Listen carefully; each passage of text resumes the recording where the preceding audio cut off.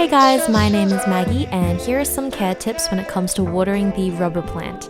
This is my Ficus Elastica, the green variety, Ficus Elastica Burgundy, and Ficus Elastica Ruby.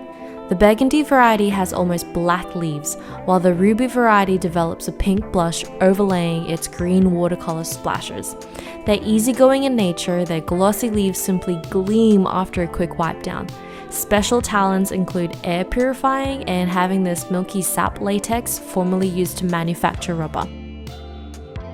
The two most important steps when it comes to watering any plant is step 1, having enough drainage in your pot.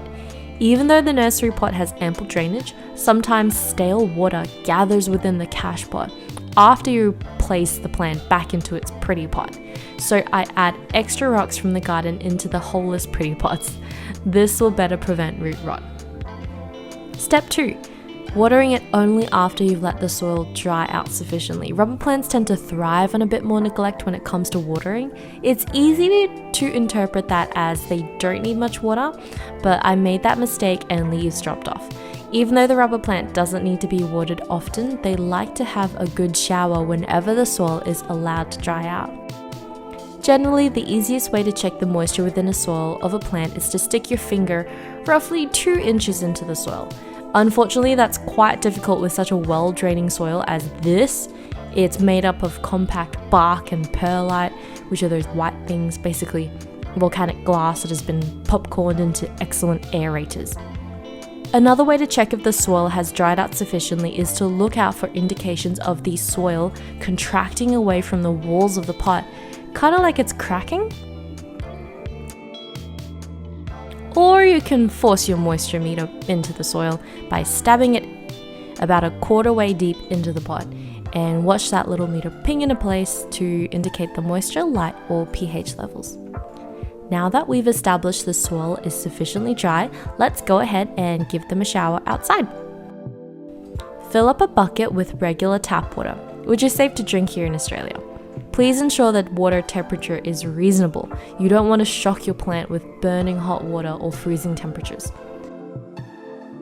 Then give the soil a shower with your own choice of vessel. A spoon maybe, I don't know. This is a trusted teapot we got from a garage sale. Make sure you always lift up the pot to observe droplets coming out of those drainage holes.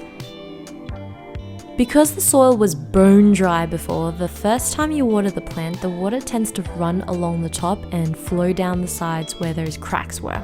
So repeat this watering method another 2 times or more until you're confident every inch of soil has had a refreshing shower. The key is to water until you see consistent trickling of water coming out of those drainage holes on the bottom. Once you're done, transfer them to a nice dry spot to dry off a bit more. I find that my Ficus Elastica green and burgundy varieties enjoy sunbathing after a shower, while the ruby variety stays in the shade. This gives them an hour or 2 to get some wind between their leaves and gets rid of any excess water. After a few weeks when their soil dries out again, you can do this all over. Now to reward ourselves for all that hard work, let's sit back and appreciate the beautiful variegation on the lovely rubber plant. I hope you enjoyed this video because watering them was so therapeutic. If you want to see more of my plants, don't forget to hit like and subscribe.